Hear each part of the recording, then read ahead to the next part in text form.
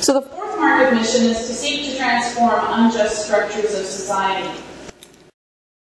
Our work, we've been working and encouraging people to take part in Truth and Reconciliation Commission events, both national ones. You'll have noticed that the Primate and Bishop Mark MacDonald have been at every single national event that has taken place with the Truth and Reconciliation Commission. We also have clergy who are attending the regional events and being there as pastoral support for that, and local Anglicans who are there as well. So that's one of the ongoing things that we are paying attention to. We're also trying to pay attention to climate change, because I know it's been a lovely mild winter. I know we've had a few cold days, but Ottawa's had the mild, your whole area's had the mildest winter for such a long time, right? This has had a huge effect on where I live, because it means that the winter ice roads, you know, you've heard the story about Ottawa and trying to get the houses up there that are needed for that community. Well, if the winter ice roads aren't open long enough, those houses are going to get stuck in the trucks. Because if you go up north there, it's all muskeg.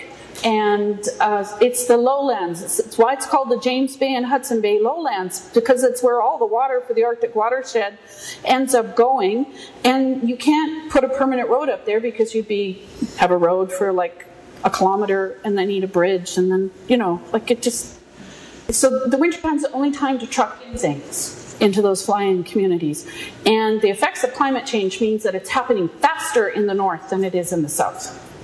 So this is, I put this with this mark of mission because this is part of needing to transform things. It costs a lot to travel, it costs a lot to live in the north, and we have language issues as well. And I'm going to go through them in a bit. There we go, so travel in the north. There's long roads with nothing on them.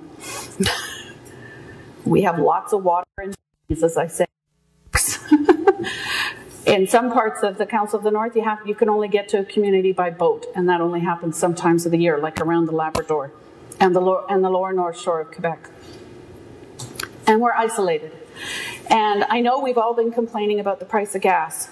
Fortunately, Kenora is about the same as here. I couldn't believe it. We're $1.25, and so are you. I thought, whoa, that never happens, that we're about the same as the rest of Ontario. But we've been complaining, my husband and I, about the price of gas, but it's not the same in the north. You're talking $2, $2.50 a litre. Okay, so it's not cheap. And one of the issues about the winter roads, as I said, that's when all the diesel fuel for the electrical generators gets brought in. It's also when all the gasoline for the community gets trucked in, and you have to truck in at least a year and a half's worth of gasoline into the... Yeah, see, like, it's a lot, right? So this is why the winter roads are important. Okay, so it's hard.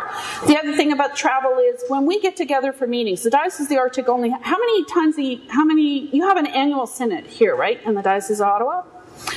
Diocese of the Arctic only has a synod every 3 years because it can cost about $200,000 to move everybody to where they need to be for the synod.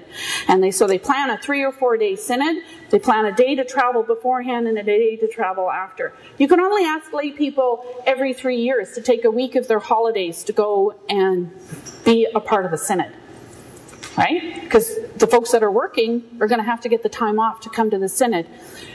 It's a big deal. The other thing is they have to charter flights to pick up people because there are no east-west flights across the Arctic. There is nothing that flies from Iqaluit to Yellowknife or that way.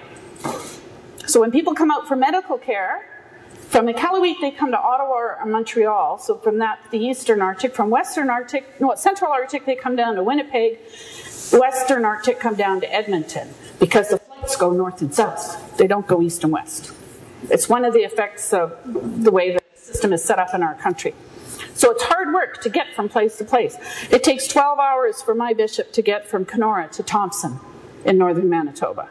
That's within his own diocese.